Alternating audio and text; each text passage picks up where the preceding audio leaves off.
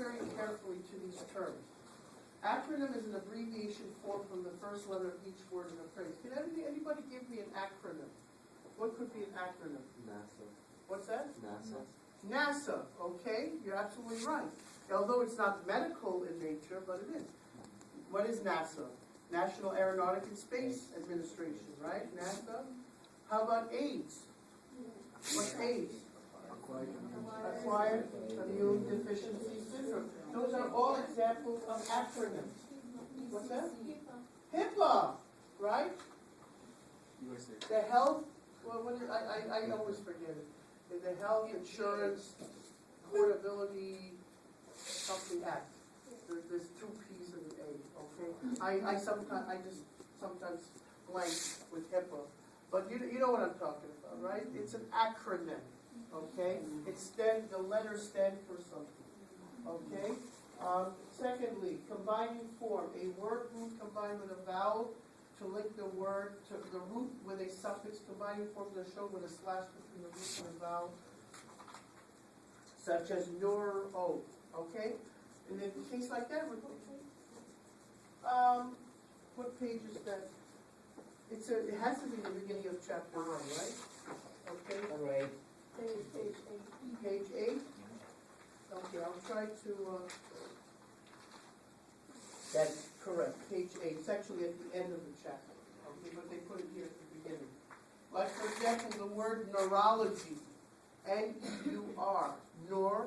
Neurology. Okay? Is a study of the nervous system. Right? N-E-U-R is, neuro, right? Nervous system related. And logy, L-O-G-Y, actually means the study of. And the O in between is actually a connecting vowel. So we're going to talk about that shortly.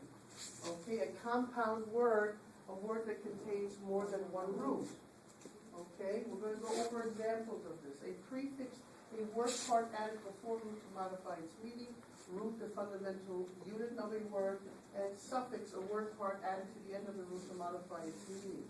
Okay, concepts of medical terminology. Special vocabulary used by healthcare professionals for effective and accurate communication. That's what I mentioned to you before. If you're going into the healthcare field, you have to speak the lingo of the healthcare field, because you're going to be conversing with physicians, with nurses, who knows, dentists, occupational therapists, whatever it is. You're going to be dealing with healthcare professionals, and healthcare professionals speak a certain way. It's their own language. It's not layman's terms, but it's a specific type of language based on Latin and Greek words, consistent and uniform throughout the world. It basically is. These terms that you're going to learn, you can use it in the United States, in England, you can use it in France, Germany, the Middle East, Africa, wherever you want to go, you're going to use the same term. Because medical terminology is universal. It's international. Okay? So it's basically standard terms that are used throughout the world in the healthcare field. Okay. And by the way, as I'm going through things, please stop me if there's something that doesn't seem right to you or is not understandable. You follow what I'm saying? Yes? Okay, word parts, root. The fundamental unit of each medical word. Okay? Establishes basic meaning of the word, and parts to which prefixes and suffixes are added. We're going to have examples of this. Okay? So in terms of word parts, you have the root of the word, and the beginning part of the word is called a prefix, the end part of the word is called a suffix. And when you put the whole thing together, prefix, root, and suffix, you get the entire word. Okay? The suffix is a short word part or parts added to the end of the word.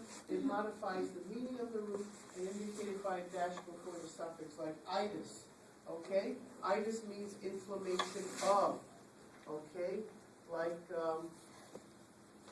neuritis. I'm sorry? Meningitis, neuritis. Okay? Schoolitis. Okay? I actually had a student write that down in the note. Oh, schoolitis. No. Okay. Do you understand what I'm saying? So that's put at the end of the word. Okay? Okay, prefixes. Okay, so prefix is a short word part added before the root, modifies the meaning of the root, and followed by dash, P-R-E, whatever, okay? Now, if you go in English, if you take the word learn, right? So let's say we use just an English term, just a basic English term like the word learn, okay, just to give you an example. So use the word learn, okay? Learner means one who learns, okay? So you add a suffix er to the end of the word learn, one who learns. Re plus learn, that's a prefix to relearn, to learn again. Okay, now if we use a medical term, cardia, okay, for the Greek word for the heart is cardia, okay, right? So the forms the root cardi, okay, Latin word for lung is pulmo, so forms the word root pull. So anytime you see K-A-R-D or C-A-R-D, that's going to be heart related. If you see P-U-L-M, right, or P-U-L-M-O, it's lung related, right? Does everybody see that? Okay? So combining forms where we can take a root plus a combining vowel like O and then a suffix and we get a word. Okay, that's the example I gave you before is neurology, right? Nor, N-E-U-R-O-L-O-G-Y, okay? So here we go, that's what you have here. Inserted over for the suffix beginning with a consonant when added to a root. Logy means study of, nor, nerve or nervous system. Neurology is the study of the nervous system, right? Okay. Roots shown with a combining vowel are called combining forms. Okay, vowels added after a slash called roots. Neuro, combining vowel omitted if suffix begins with a vowel. So nor plus itis or neuritis means the information of a nerve. Okay. Okay, so you can have a root plus an O combining form. Okay, now word derivatives. Okay, now again, a lot of these things that you're going to be exposed to now, believe me, some of you have seen these words and others have not seen these words. If you've never seen these words, I guarantee you don't freak out, don't get upset, because basically over time you're going to get the feel for this. You're going to get the hang of it. Okay, so just hang in there because, again, a lot of these terms are repetitive. You'll see them time and time again. So most word parts derived from the Greek and Latin. Muscle is Latin for mouse, and coccyx named for the cuckoo's bill. Now, let me tell you something. If you were to go back historically to figure out why the names are the way they are, it's kind of funny how some of the names are. Because, for example, muscle is Latin for mouse. Now, how did that happen? Okay, well, very simply, when people contract their muscles, right? If you notice, let's say you take your biceps muscle in your arm, right? And you flex your humerus, right? And you'll notice that the muscle starts to bulge. So somebody way back when historically had the bright idea, well, it looks like a muscle, it looks like a mouse actually going, let's say, between sheets or somewhere. You know, because you ever see a mouse when it scampers or when it runs and it goes between a couple of sheets or so, the sheets start to bulge, you know. It doesn't have to be a mouse, it could be any rodent or any animal for that matter, right? So somehow